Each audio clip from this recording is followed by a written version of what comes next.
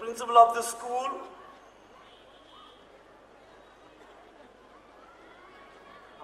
other sisters, fathers, ladies and gentlemen, parents, students, invitees.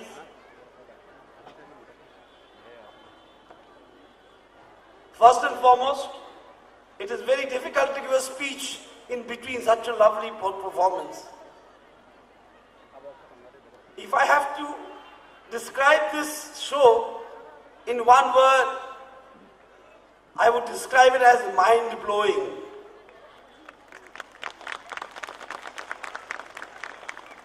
It is so vibrant, so meaningful, and so colorful. And the message is so strong. Strong girls, strong world. I must also apologize for being late. You know, after I become a minister, it's become a bad habit that I'm late. And I have to apologize most of the time. But then what to do? We are all slaves of our own environment. There's nothing much I can do. So almost at every gathering I have to say sorry to people, and I feel quite ashamed. I was quite a punctual man earlier. You know, in the performance, I was watching it, one of the performances, it says, Tu hi Shakti. And the word Shakti in Sanskrit cannot be translated ditto into English. In English, we say Shakti means power. Yes, one of the elements of Shakti is power. Shakti is strength. Shakti is also energy. Shakti is strength, power, energy. And when a girl says in Hindi, I can do it, she says, मैं शक्ति हूँ. When a girl or a lady says in Hindi, I can do this, I can do it, she says in Hindi, मैं शक्ति हूँ.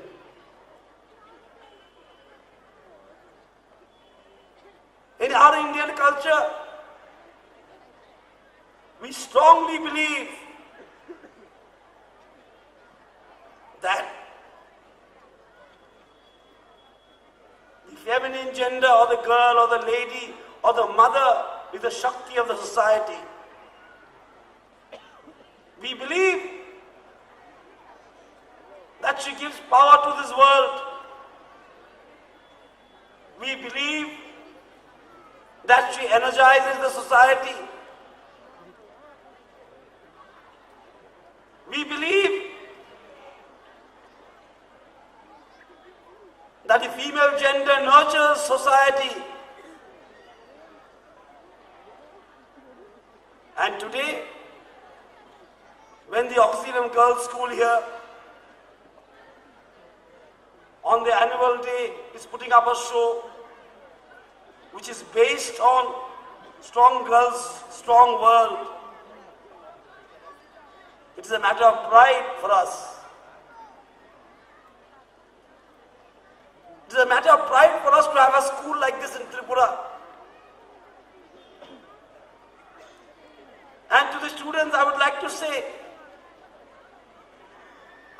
say to the students that you are privileged to belong to Auxilium. You are privileged to belong to Auxilium.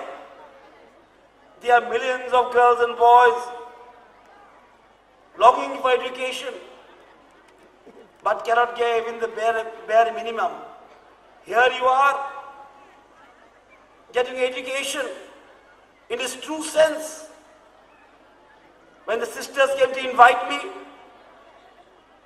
I was speaking to them for some time, and I came to know the academics of the school was fantastic. But today, when I sat on the audience, I realized And I felt in my heart of heart that this school does not only teach through textbooks, but teaches something more. It teaches character building. It teaches responsibility. It teaches compassion, which is so much needed in our world today. It teaches the girls to be empowered. After all, education is not only enlightenment, it is also empowerment. Education today is not only about learning, it is also about empowering. I feel that every girl in this country should be empowered. And I believe and strongly believe that it is only when the girl is empowered, the nation gets empowered. When the girl is empowered, the nation is empowered. And when only we are empowered, then only we can strive towards progress. And how do you get empowered? How does one get empowered? It is through education, in its truest sense. I remember a small story which I heard when I was a child. I believe one day, one man, people believe in astrology nowadays. He put on 10 rings on his 10 fingers, nothing was changing. Then he put something on his neck, lot of stones and precious stones, semi-precious stones. He did lot of puja, but nothing was changing for him. The future was not looking bright for him. So one day, he went to a learned man, a man of knowledge, and asked him, "Sir, you are a learned man. You know so much. So you must be knowing my future also. Please tell me what is my destiny." And the learned man told him, "Listen, I can only advise you. And this is the advice I give you." The learned man told the other man, "Watch your words," he said. "Watch what you say. Watch your words, for they become your actions." Then he said, "Watch your actions. Watch your actions. Because they become your thoughts." Then he said, "Watch your thoughts. For they become your character. And young man, your character is your destiny. What your character is today is your destiny tomorrow." So I am very happy and proud that a school like Auxilium is there in Tripura, which not only excels in academics, but also puts the same stress on every student to build a good character. Because if character is destiny,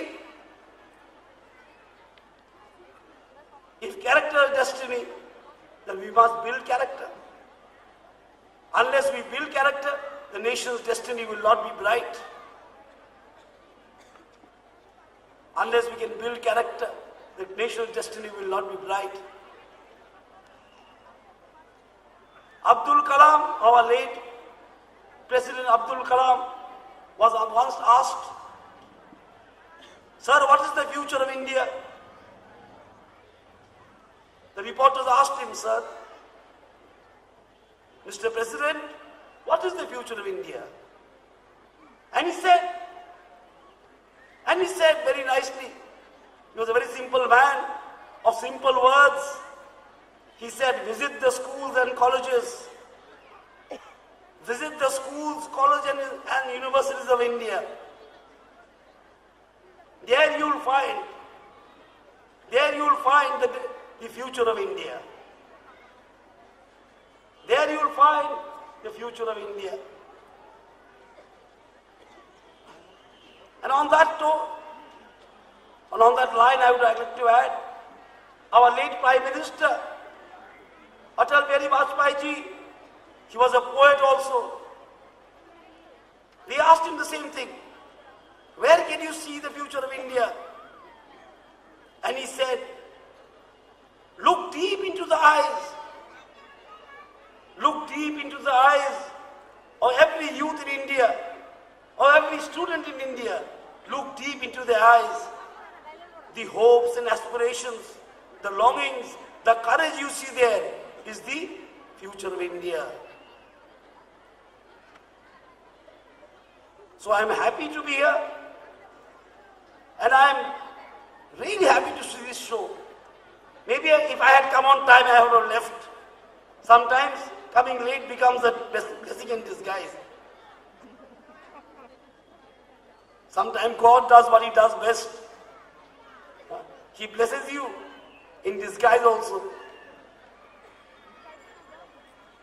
If I had come early, maybe I would have given a speech and maybe have gone somewhere else. But I came late, and I was given the opportunity to sit and watch this lovely mind-blowing show put up by the Auxilium girls. And I will not make the speech too long. There are some more performances here. I don't want to be disruptive and cause disruption here. A song and words don't go together, by the way. A speech and a song does not go together. However, since the principal asked me, I had to say yes.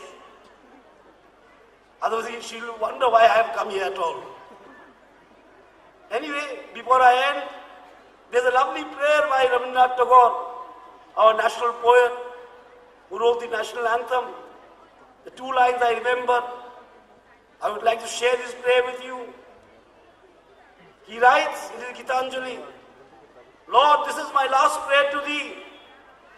Lord, this is my last prayer to Thee. Let me never forsake the poor. Let me never forsake the poor, or bend my knees in front of insolent might. He says, Lord, let me never forsake the poor. The poor are our own people. And let me not bend my knees in front of arrogance, in front of injustice, in front of suffering. A strength that seeks to trample on people, let me not bend my knees in front of that might. And I am sure the sisters of Auxilium will teach this to every student, and I am confident that these girls who will go out of the school will lead the society as doctors, engineers, lawyers, businessmen, civil service officers, police officers. They will be leaders in their own field. What we require, especially for girls, are leaders who can lead. And I'm sure this school is going to produce leaders, not necessarily in politics.